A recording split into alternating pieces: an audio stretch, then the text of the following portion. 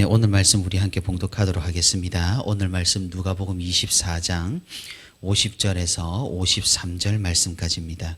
네, 제가 말씀을 봉독하도록 하겠습니다.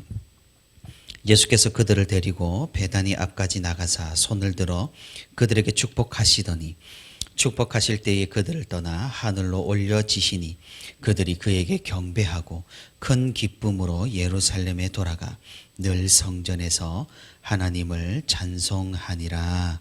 아멘. 네, 오늘도 이렇게 주님과 동행하기 위해 새벽 기도의 자리에 나온 우리 모든 성도 여러분 진심으로 환영하고 또 축복합니다. 오늘 말씀 듣는 가운데 또 우리가 함께 기도하는 가운데 하나님의 크신 은혜와 위로가 충만히 있기를 주님의 이름으로 축복합니다. 이제 우리는 누가복음의 마지막 단락을 함께 읽었습니다. 누가복음은 예수님에 대한 이야기의 끝을 승천에 대한 아주 짤막한 단락으로 마무리를 하고 있습니다. 이런 사실은 누가의 기록이 이 복음서로 끝나지 않는다라는 것을 의미하며 우리는 이미 사도행전에서 누가의 이야기가 계속해서 이어진다는 사실을 알고 있습니다. 아니나 다를까 사도행전 처음 부분 1장에서는 예수님의 승천에 대한 이야기가 오늘 본문과 다르게 좀 더 자세히 등장하는 것을 우리가 살펴볼 수가 있습니다. 우리가 오늘 본문을 살펴보기 전에 누가복음 초반 예수님에 대해 어떤 이야기로 시작이 되었는지를 기억을 해봐야 합니다.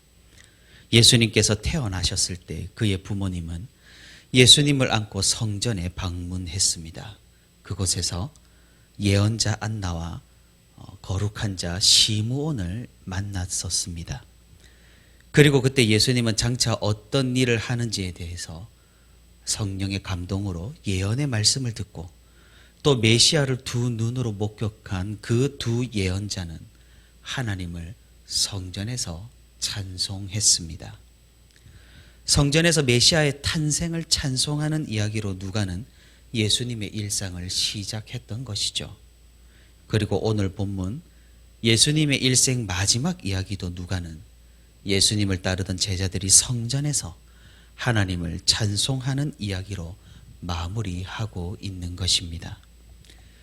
이는 예수님의 일생 모두가 하나님의 위대한 역사이며 하나님의 계획이며 하나님께서 예수님의 일생 전부를 인치시셨다는 그런 사실을 누가가 강조를 하고 있는 것입니다. 이로써 누가는 태어나서 성장하시고 3년의 공생의 사역을 모두 마치신 예수님의 이야기를 마무리 짓고 있는 것입니다. 부활하신 예수님께서는 40일 동안 제자들과 함께 지내시다가 예루살렘 밖으로 나가 3km 정도 떨어진 베다니 마을로 향하셨습니다.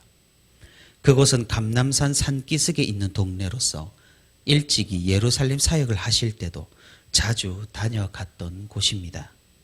그곳에서 예수님은 제자들을 축복하시고 승천하신 이대로 마지막 날에 다시 오시겠다는 약속을 하시며 하늘로 올라가셨습니다. 이제 예수님은 어디 계십니까? 우리가 이전에도 살펴봤듯이 인성으로는 하늘 보좌 우편에 계시며 신성으로는 우리와 함께 계십니다. 예수님은 또한 약속을 하셨습니다. 보혜사 성령을 우리에게 보내겠다고 말입니다. 그 오신 성령 하나님께서 우리와 함께 하심으로 예수 그리스도를 우리에게 증거하시고 우리를 신앙과 믿음으로 인도하시는 것입니다. 그러니 예수님께서는 지금도 우리와 함께 계시는 것입니다. 예수님의 그리스도 사역이 완성이 되었고 그분의 이 완성으로 하늘과 땅을 다스리는 권세 가운데 있게 되었습니다. 이제 제자들은 예수님과 물리적으로 함께 있을 수가 없습니다. 승천하시는 예수님을 바라볼 수밖에 없습니다. 예수님께서는 제자들로 하여금 예루살렘에 머물라고 말씀하셨습니다.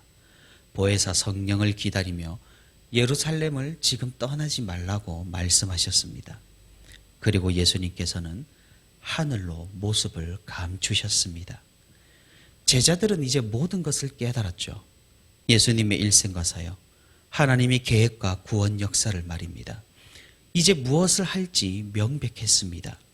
주님의 말씀대로 성령 하나님을 기다리며 예루살렘에서 주님의 복음을 전파하는 것이 곧 이들의 사명이었습니다.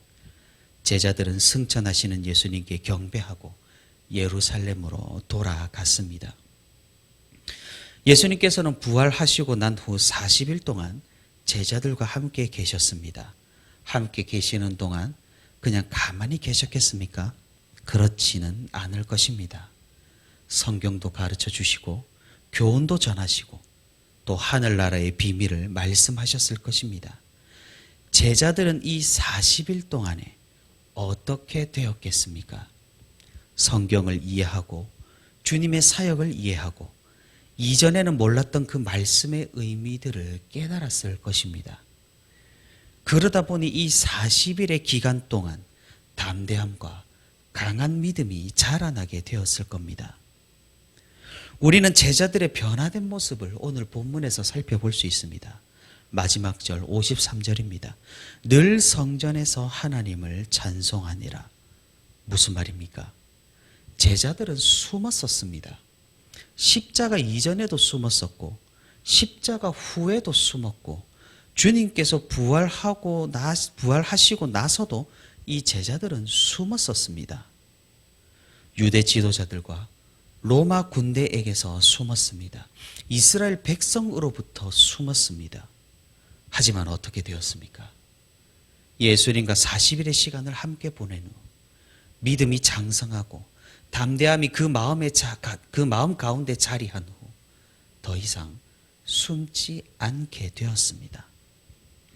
실제로 사도행전을 살펴보면 이제 예수님의 제자들이 아주 담대하게 성전에서 예수님을 찬양하고 복음을 전파하는 모습을 찾아볼 수가 있는 것입니다.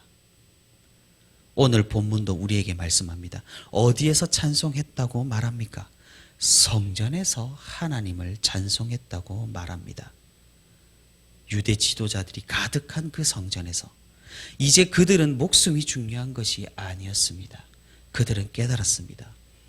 진정한 구원의 길이 무엇이며 어디에 있는지를 말입니다. 부활하신 주님을 보고 깨달았던 겁니다. 우리의 미래는 어떠한 모습인지 말입니다. 이제 제자들은 담대하게 선포하고 담대하게 찬송하며 담대하게 복음을 전했습니다. 완전히 변했습니다. 부활하신 주님께서 함께 계시지 않는데도 불구하고 그들은 거침이 없었습니다. 놀라운 변화를 우리는 목격할 수가 있는 것입니다. 사랑하는 성도 여러분, 제자들이 어떻게 이렇게 변할 수 있었습니까?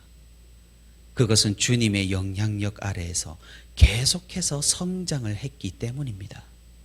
3년의 과정, 그리고 십자가와 부활의 과정, 그리고 부활하시고 40일 동안 함께 지낸 그 시간에 제자들은 예수님에게로부터 많은 영향을 받았습니다. 그 함께한 시간이 제자들을 변화시켰고 제자들을 담대하게 만들었던 것입니다. 오늘날 우리도 마찬가지라는 거죠. 말씀을 통해 우리는 예수님을 체험할 수 있습니다. 주님을 경험할 수가 있습니다. 주님의 목소리를 들을 수 있고 주님의 모습을 뵐 수가 있습니다. 우리가 주님의 영향을 받은 사람들이라면 우리의 모습과 우리의 삶이 어떠해야 하겠습니까? 우리의 삶에도 변화가 있어야 할 것입니다. 우리도 삶에서 믿음의 성장과 담대함의 표식이 나타나야 할 것입니다. 비록 처음 믿어 연약할 때에는 숨어 있었을지라도 주님과 함께한 세월이 겹겹이 쌓여갈수록 우리는 더욱 큰 믿음의 자리로 나아가야 하는 것입니다. 주님께서 제자들에게 이런 큰 영향을 주셨듯이 우리도 말씀 가운데서 주님의 영향력을 받을 수가 있습니다. 그리고 제자들이 그 받은 것으로 그 사역을 감당하고 교회를 바르게 세웠듯이 우리도 그 받은 것으로 서로에게 영향을 주며 살아가게 됩니다. 인간은 사회적인 존재라고 하죠. 이 말은 단순히 관계를 맺고 살아간다는 그런 의미만을 가지고 있지 않습니다. 은둔형 외톨이라도 나름의 방식을 통해서 간접적으로나마 세상과 소통하며 살아가기 마련입니다. 감옥에서 가장 비참한 형벌은 독방에 오랜 시간 갇히는 겁니다. 왜 그렇습니까? 모든 관계를 끊어버리면 인간은 그렇게 괴롭고 심지어 미치기까지 하기 때문입니다. 그래서 하나님께서는 아담과 하와 부부로 창조를 하셨고 모든 동물들도 암수 함께 살아가도록 그리고 가족 단위로 살아가도록 제도를 만드신 것입니다. 인간은 서로에게 유기적인 관계임이 분명한 사실입니다. 예수님의 제자들도 그러했습니다. 부활하신 예수님에게 받은 영향, 그리고 서로에게 주고받은 영향, 제자들은 많은 것을 깨닫고 그 영향을 받아서 담대해진 것입니다. 사랑하는 성도 여러분, 지금의 우리들 관계도 마찬가지입니다. 말씀 가운데 주님을 체험할 수 있다면 우리는 주님의 영향력 가운데 살아가는 사람들입니다. 그 영향을 받으며 성장하는 사람들입니다.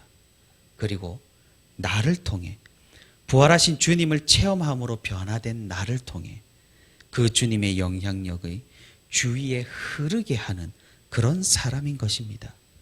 그러니 먼저는 말씀을 통해 주님께 많은 영향을 받아 믿음으로 변화가 되고 또 이로 인해 긍정적이고 선한 영향력을 주위에 전파하는 우리가 되어야 할 것입니다.